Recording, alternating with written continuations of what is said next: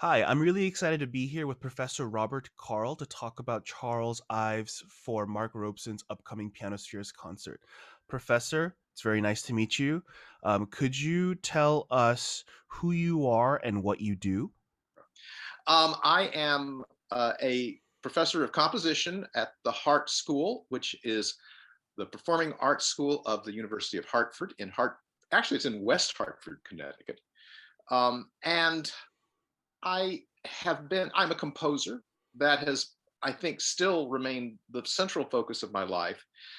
I'll tell you about my relationship to Charles Ives in a moment, but I am not a musicologist. I am an Ives expert in quotes only because his music is incredibly important to me and I've studied it a lot and I've grown enormously by knowing it. So that's my connection there. Does that start to give you a sense of where I'm coming from? Yes, that's excellent, and I think it's worth mentioning that while we were thinking about who we should talk to about Charles Ives. We like to try to do these composer interviews, but obviously we can't do that with Charles himself. And my roommate Kevin is a student of yours, and Kevin is a huge Ives fan. And when I asked him who I should talk to, it was like unequivocally Professor Robert Carl. So that's how this connection um, was made. Can you tell us a little bit about who Charles Ives is? And yeah, maybe we can talk about your relationship to him. Sure. Well, first of all, Ives is potentially the founding, you can't really say the founding father anymore, all right? But he is the founding or the fountainhead of American concert music. But I do also want to emphasize one very important thing. You know, with my students, I usually say that there are two leading founding figures of the American concert music tradition. One of them is Ives, and the other is Duke Ellington. And they personify the two streams that I think we are now seeing more and more fertile interaction and blending. But they were, racially segregated. But both of them were composers who wanted to break out of the straitjacket of what was demanded of the music they were supposed to write. Ives is a classical composer. He reveres the classical tradition, but he never could write it the way that most people thought it was supposed to be written. That's one thing, and it was a torture to him because now and then he thought that he was going crazy, that his ears were screwed on wrong, but he couldn't do any other than that. And of course, Ellington is a composer who constantly pushed against the boundaries of whatever jazz was. He was writing concert suites for his big band that were essentially symphonic suites all through his life, and especially toward the end of his career. But Black, Brown, and Beige, which is like 1943, I think, one of the founding documents of American concert music. So I'm putting that little sort of sidebar there because I think it's important to see this context. Now, Ives had a very unusual life. He was born in 1874 in Danbury, Connecticut, which is actually just down the road from me. I've been in Connecticut more than half my life now, and that was another thing that will be a connection to Ives. But his father was a little bit the black sheep of the family, who were actually most of them very prosperous, prosperous burghers. But George, his father, was the town bandmaster. He was, in fact, the youngest bandmaster in the Union Army during the Civil War. And then he came back and he not only conducted the town, he was sort of like, I guess, the guy who had a band that was there for every purpose, wouldn't be for the bar mitzvahs because of just the content of the demographic of Danbury, maybe, but they did everything. They did socials, they did dances, they did holiday picnics, they did formal events, they gave formal concerts all over. And it was a kind of hardscrabble existence, but this was something that he had to do. He loved it. And only later in life did he finally give in and sort of join the family business because he just couldn't quite support his family on it. But George was incredibly original, and he gave Charles a very unusual musical education. One of the classic things was that he would play Swanee River by Stephen Foster at the piano in one key and force Charles to sing it simultaneously in a different one along with him. He arranged experiments in town where he would have two marching bands playing different music that would start at different ends of the town and slowly approach one another. And he would be up in a tower nearby or at a high building and would listen to what the effect was of the two of them approaching and then blending. So Charles got an amazing sort of opening of his mind and ears from his father. And I really feel that Charles felt his entire life that he was really trying to write the music that his father was meant to write. He was trying to fulfill that debt and that duty to his father, loving one. So after his New England boyhood, and he was very precocious, he was apparently a fabulous prodigy organist. And there's a piece called Variations on America.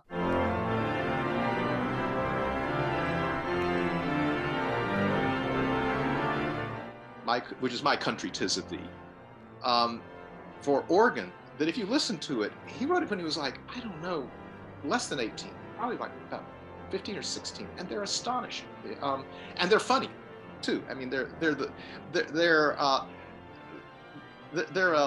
a work of a wisecracking kid as well as a genius. And so he went then to Yale, just down the road in New Haven.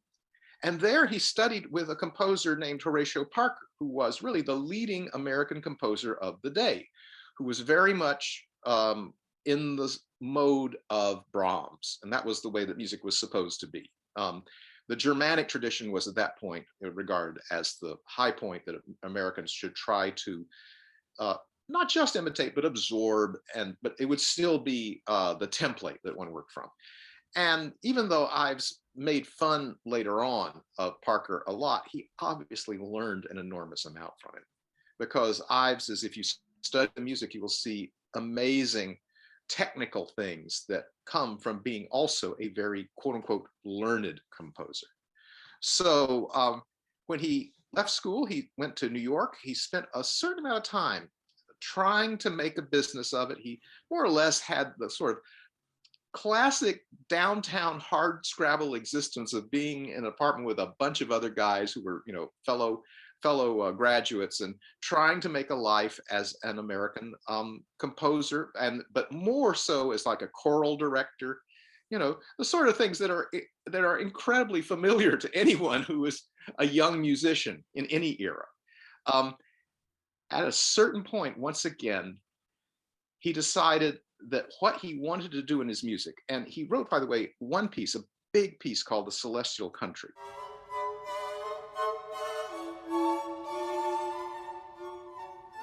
which is actually his attempt to enter the field with some acceptance of the aesthetic terms of the people who were running it. And The Celestial Country is a magnificent piece.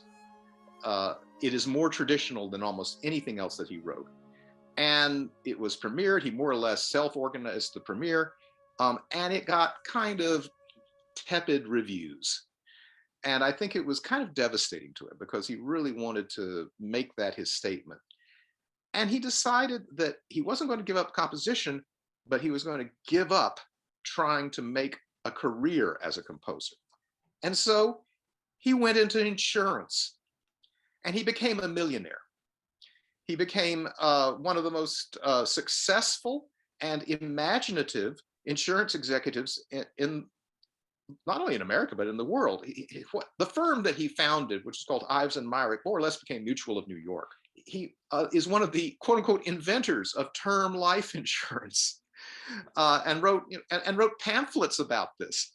When he died, in 1954, there were some obituaries, like from the trade journal, saying Charles Ives will be remembered forever as one of the great inventors and leading figures of American insurance, without a clue of who he was. And he had won the Pulitzer Prize by that point.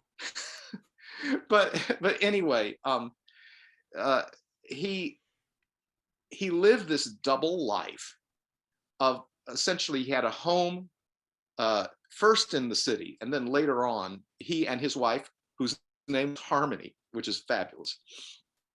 They lived in a town near Danbury called West Reading, and he was commuting back and forth to New York, and writing music like a house on fire. Now, the thing that also thickens the plot is that sometime, I guess, in the early, maybe the first decade or so of the 20th century, and we only know this now because of musicological research that's happened within the last 20 years or so, he discovered he was diabetic.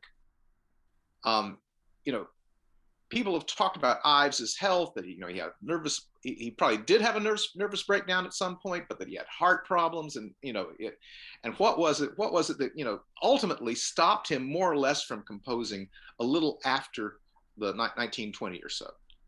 And what it turns out was that it was not what people had originally thought. He was diabetic. And at that point, because insulin had not been discovered, that was a death sentence. And so he thought that he had a short time to live. And so that's one reason that he was writing music like a house on fire. As it turned out, there were two things that ended up in his favor. One was that Harmony was trained as a nurse, and she adored him, and she believed in him. She saw him for the genius that he was, and did everything to try to keep him alive and on track. And also, insulin was discovered soon after he was diagnosed. As a consequence, after his diagnosis, he lived another 30 years, and he died at age 80. And so, there's a happy ending, quote unquote, to the story there.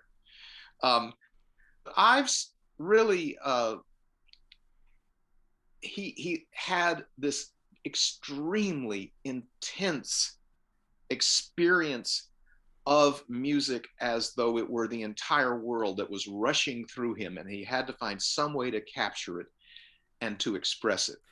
You gave a lot of context for Charles Ives's early education as a musician, and going into his supposed double life of doing insurance and doing music, because I think there is a misunderstanding of Charles Ives as some insurance guy who wrote music on the side, or like some Right. self-taught, visionary that did it on the weekends. And to say that he was a genius is definitely true, but I think a lot of times people don't understand that. I mean, he was a musician first for many years of his life.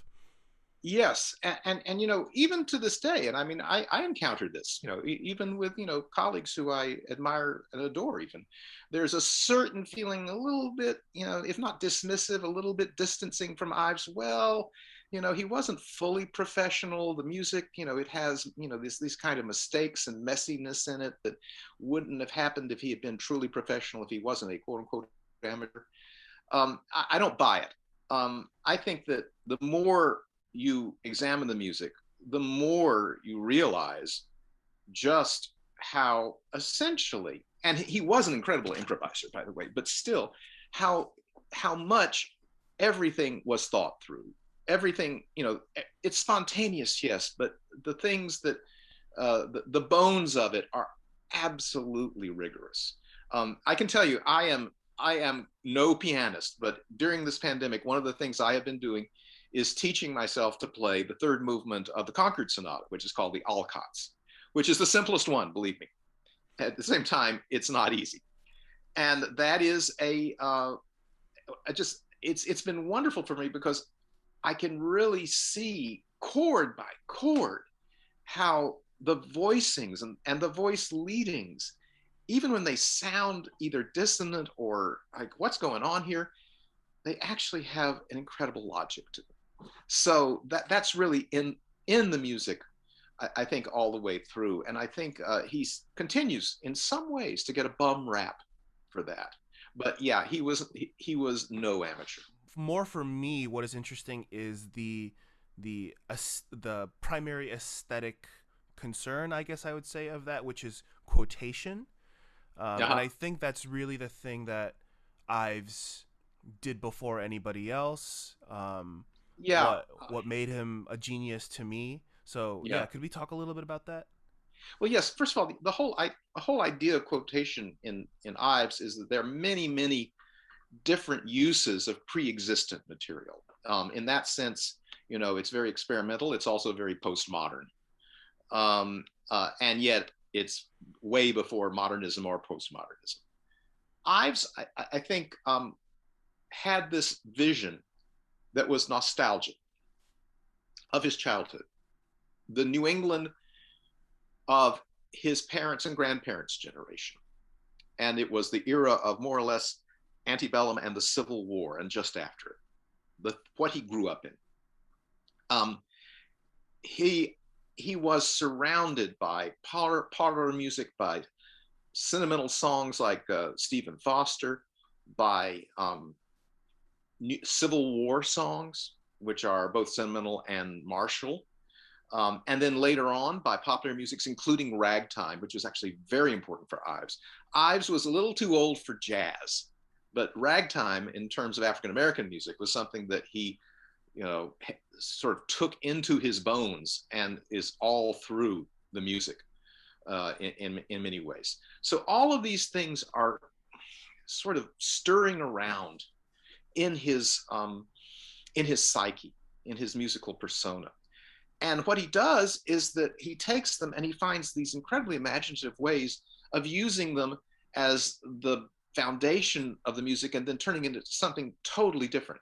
Now, I mean, if you want to take a classical example, you can go back to Renaissance music, talk about the Cantus Firmus Mass, where you would have a plain chant or a song that was a line that was embedded in one part, one layer of a mass, and then everything else was built around it.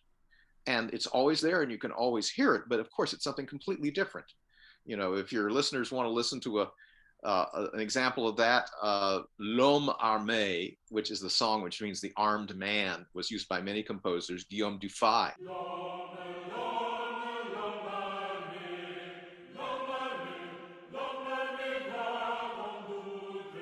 used it, and maybe the most famous example in the mass form. But Ives is sort of like that. He takes these things and they are turned around and they become strangely transcendent. It's like he looked into the things that were most ordinary and he saw them as being extraordinary. And of course, that goes to the word that I just used. He was very much the prime musical advocate of what is an American philosophical and aesthetic tradition called transcendentalism, which was based in New England in the first half of the 19th century. Emerson and Thoreau are the two major avatars of it. As the family, the Ives family, even knew Emerson. And so Ives felt a very close connection to this. And it was a philosophy that more or less said, if you look into a flower, you see the divine. And it was one that was nature worship, highly visionary and idealistic, and also, by the way, was at that point opening up to all sorts of Eastern religions. Hinduism and Buddhism were just starting to be discovered through contacts with Asian cultures by European cultures, especially British in India. And that came to Ives as well through the transcendentalists. So it's in a very, very filtered form. But this transcendentalist impulse is something that you hear in all the music. Now, I will say one thing: if we can take it to this program that's going to be on the show, on your concert, that one of the pieces, which is, I think, and I should emphasize this album, The Unknown Ives, which is on the internet, incidentally. You can find it, has the pieces, and they're performed by Donald Berman, who worked with John Kirkpatrick, who was the pianist who premiered Ives's Concord Sonata. So, and then the person who was really sort of the executor of all the Ives musical estate. And we'll talk these pieces more as we go along, perhaps, but number 6, I believe, yes, is very, very sort of spacious and has a tune that is moving slowly through it with then a sort of rippling cascade of notes that's weaving around it almost like a garland. Well, the tune that's moving through it is a hymn called Bethany,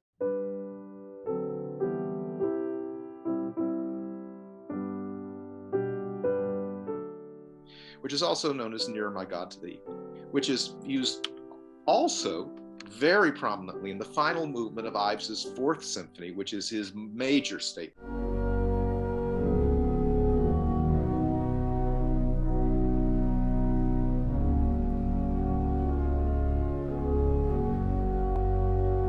This is an example of where you hear something that is familiar, but it's surrounded now by this context where it becomes otherworldly.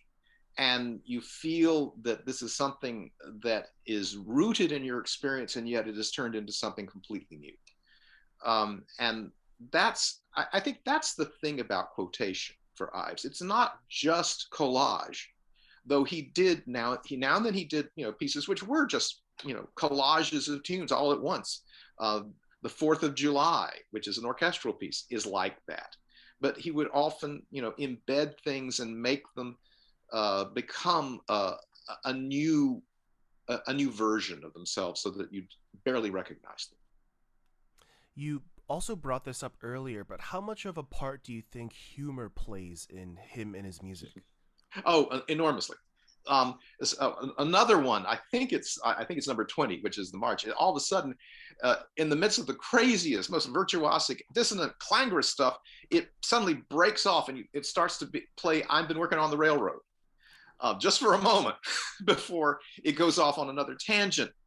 Ives was a person where in the music now and then you will reach this point, this saturation of spiritual elevation, and then all of a sudden there's the functional equivalent of someone playing on a kazoo alone. And when he was in college, he was really, a very popular guy. And I think had a sort of practical joke quality about him. And he never lost a certain sort of quote unquote, and literally and figuratively, sophomoric aspect. He remained in some way the young man that he was about age 20 his entire life.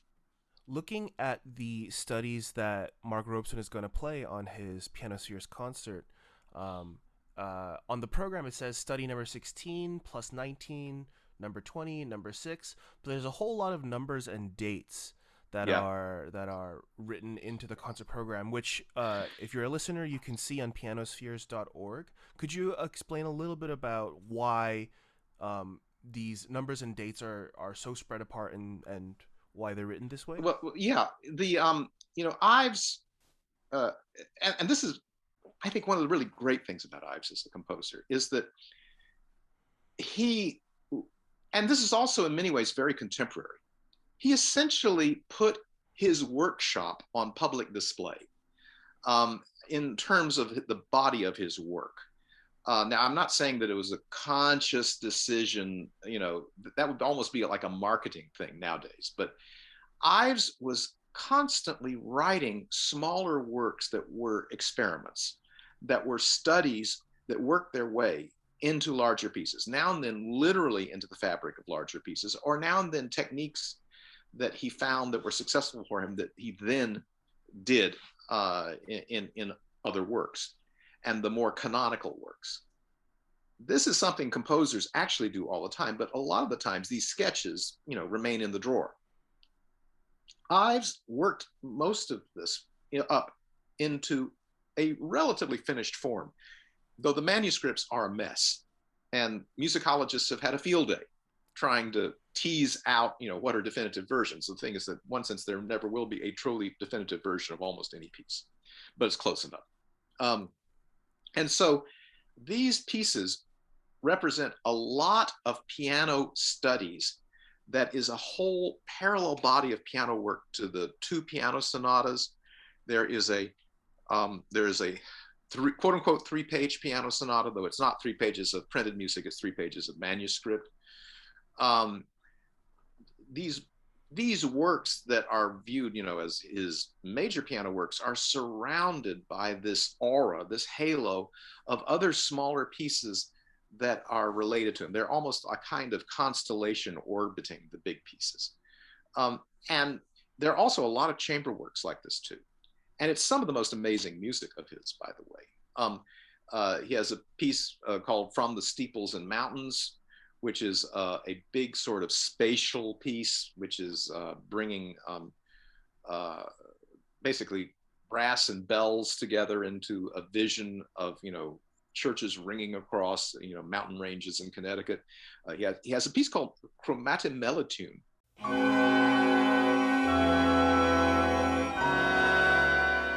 which is in fact literally a 12-tone piece, a serial piece, all the way through. And it was never performed in his lifetime, but Gunther Schuller later on discovered it and made an arrangement of it. So he was doing all these things, and he was just inveterately curious about them. So I think that that is what I guess that's the background for these pieces that you have. I was just reading Don Berman's notes to this CD last night, and number 16 plus 19.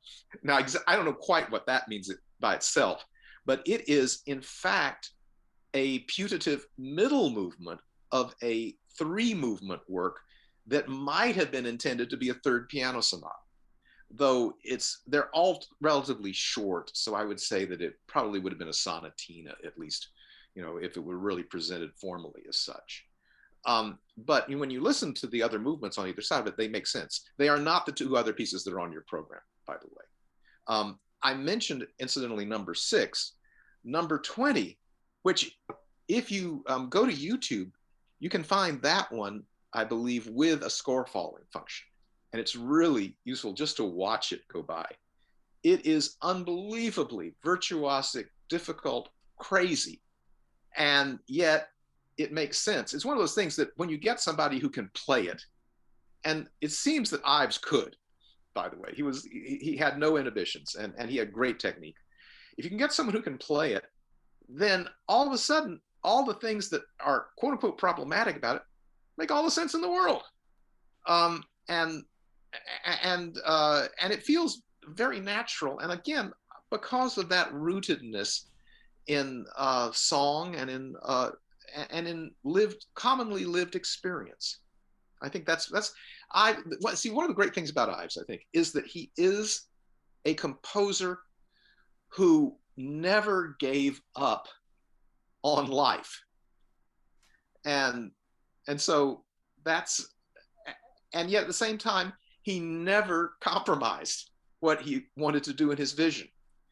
And those 2 elements, he is, I often feel that composers often have this spectrum or this balancing act that they're trying to do between what I would call the idealistic and the humane, the things that are transcendental and abstract, and the things that are humanistic and physical.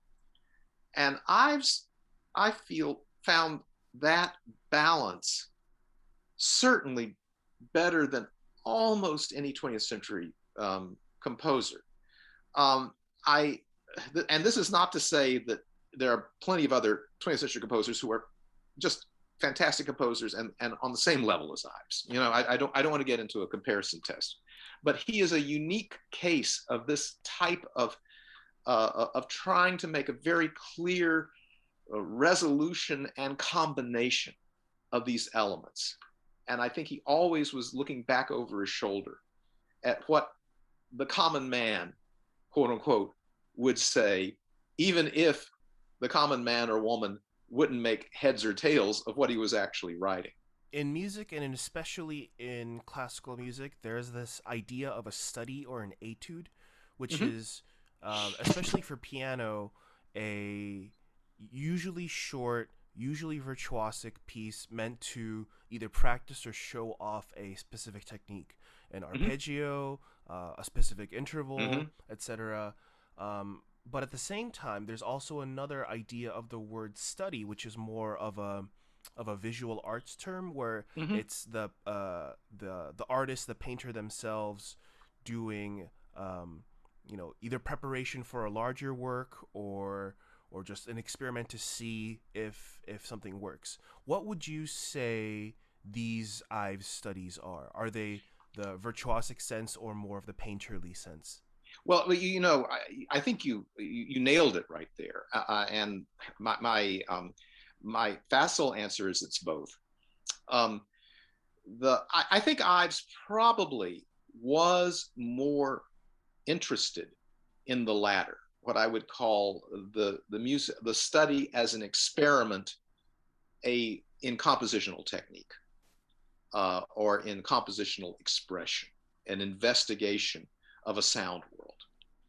That I do think is more the case than being a specific musical technique. It's not, yeah, it's not as much like, say, Chopin, um, or even Debussy, where it's clear that this or that piece is dealing with this or that specific digital, and I mean finger digital technique.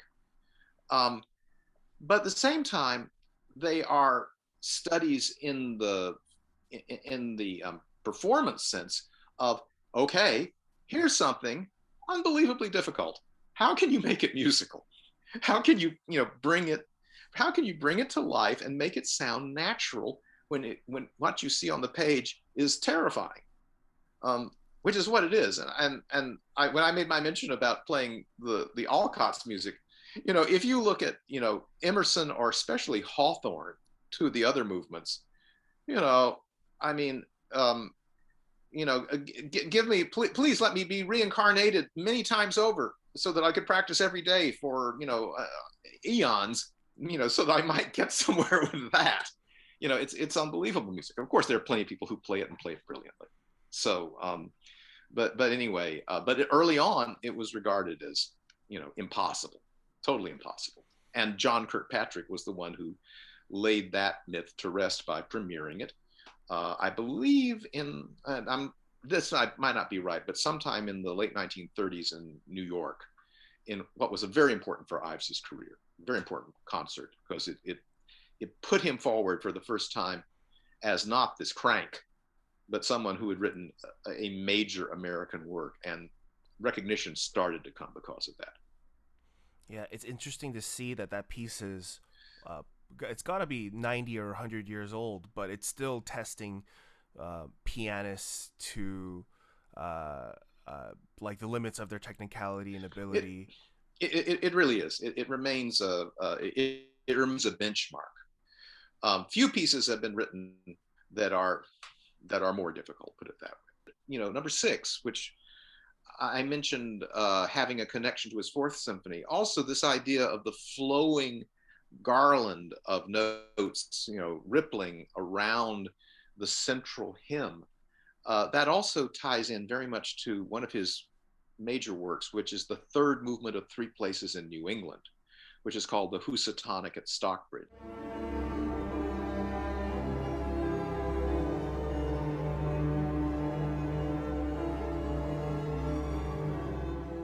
And if you know this music at all, and you listen to that piano study, you start to hear connections. The march, the number 20, is like several works which are kind of crazy scherzos. I think maybe the most significant one is the second movement of Three Places.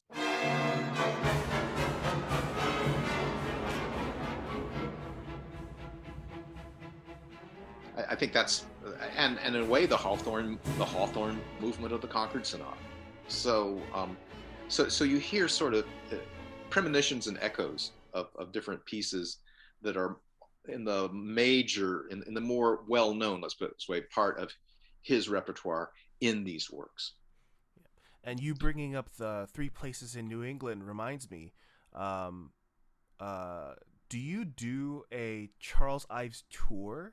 Uh, Yes, I because you teach in Connecticut, very close to where he grew up. yeah, I do. I have, and this gives me, by the way, a chance to say a little bit about, quote unquote, me and Charles Ives, who, of course, I never knew. I was born the year he died. Um, but I have taught a seminar on Ives at Hart off and on over the years. I believe Kevin took it. Your roommate, Kevin, if someone was wondering who I'm talking about there. I do, as part of the seminar, the sort of culmination, I do take everybody down to Danbury, and we go and see a number of sort of holy sites that are associated with him. It's the house that he was born in, the main street of Danbury, where George Ives arranged for the two bands to march towards one another. Historical Society, where they have the death mask bring out to show. There are the actual state park that is called Putnam's Camp, which is the site of the second movement of Three Places in New England. It's a Revolutionary War encampment that was sort of like Valley Forge. All of this is in and the grave. The grave for him, George, and Harmony all together. The family is all together in Worcester Cemetery, which is the name of the cemetery at Danbury. So those are the highlights of it. I will say that Ives, aside from what you can probably tell is a real kind of love and sympathy with his work on my part, was important to me, I think, in at least two ways. First of all, I was a student at Yale when the Ives Centennial happened in 1974 to 75. His birth year is 74, but during that year, they celebrated him and had an enormous number of works performed. And I was listening to it all, and I was not a music major. I was an American history major. And I was really but I was starting to write music, and I was really wanting, it seemed like the thing I had to do, but of course it didn't seem like I had a chance to do it because everybody knew 10 times more, 100 times more than I did. And Ives, I think, gave me permission, and I went ahead with it, and in the end it turned out okay. And then after his death, his wife, took the Ives estate, which actually ended up, because of royalties on performances of his works, to generate a substantial income stream. And she dedicated it to a thing called the American Academy of Arts and Letters in New York. And sort of in the middle of my career, I got the Charles Ives Fellowship. Now, by the way, there's a thing since then that's come up called the Ives Living, which is really rich. That is not what I got, but this was actually very important for me. And I was able to finally buy, let's see if I can, that piano that has been with me, for a few decades now. And so I always say that Charlie bought my piano for me. So that's part of the connection. Wow, And that connection is so interesting. Born the year he died, went to Yale during the centenary, won the Ives fellowship. fellowship, yeah. Wow. And so, I mean, well, obviously it was, if you want to believe the sort of in mystical connections, you can. But whatever the case, it seemed right. As a matter of fact, what's on the piano right there, you can't see it, is the Alcotts. And that's actually because I'm playing it right now, not because I put it there as a prop for this conversation. Just that's coincidental. But anyway, for anyone who's coming to listen to this, especially if they haven't heard Ives before, probably I would doubt that, unless people are more, experts or fanboys and girls, that they won't know these particular pieces. But I would say, if it's unfamiliar music for you, what I would say is just go in with a mindset to experience it. Don't try to judge it. Let it wash over you. Let it be like a force of nature. And now the nature can be very beautiful and lulling, and now and then it can be absolutely overwhelming and terrifying. And but I will say that all this music, even when it gets really kind of roughhousing, it remains benign. It's not evil. I promise you, it's not evil. And it really is, I think, an evocation of a life force that is truly, um, it's truly consoling, even when it's at its loudest and most rambunctious. And I think that anyone who comes and tries to listen with that spirit doesn't mean you have to like it, but maybe just go in and experience it non-judgmentally, and then ponder it, and maybe even listen to it again, because now we can hear everything online anytime we want to, basically. Go back and listen again and see what you think, and from your experience and everything else. And then, of course, as always with the listener, it's up to you ultimately.